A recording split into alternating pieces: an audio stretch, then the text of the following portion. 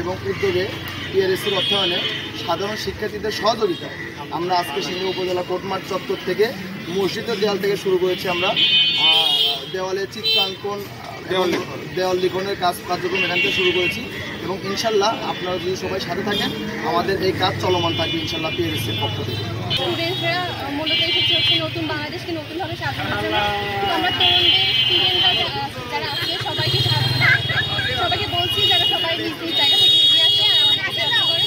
আর যারা senior person আছে তাদেরকেও বলছি যে সবাই যেন আমাদের এই উদ্যোগে সাহায্য করে।